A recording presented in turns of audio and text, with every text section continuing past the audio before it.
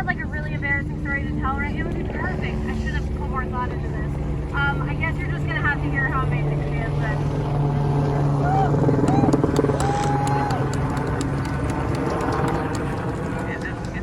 Can you hear me? Oh, there we go. Hi everybody, I am the president and founder of Pro Black Pro Life. This is our first actual march as an organization. So if you are out there and you are pro-black and pro-life and you want a sign, please take one. So a little bit about me. I started this journey in 2020 after the Ahmaud Arbery murder and the George Floyd murder. I had really strong convictions on racial justice and really strong pro-life convictions.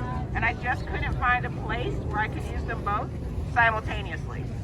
And so the Lord put it on my heart that I needed to create a space for people that felt like me, if there were any out there, and turns out there are a lot of y'all. So we launched Pro Black Pro Life in 2020, and this is our third year, and we're really excited to be here representing at the march. The thing about our rally is we really wanted to talk about equity for women, because we have since moved past just equal rights. We want things to be equitable.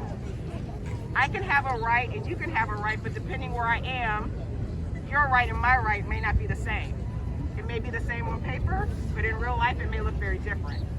Equity says that no matter where I am, we stand at the same height. And so we need that for our women. Black women are 2 to 3 times more likely to die giving birth than white women.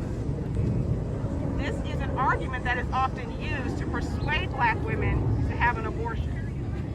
So if we want to create a culture that values life in the black community, we need to create equity in our healthcare.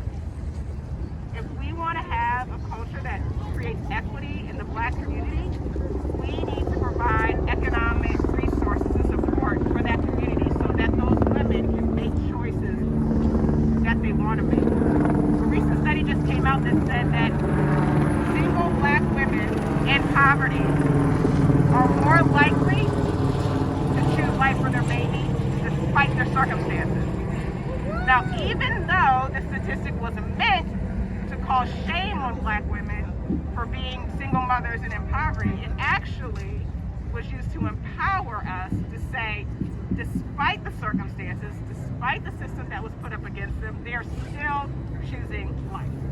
Black women are strong! Woo-hoo! Black women rock, as my husband would say.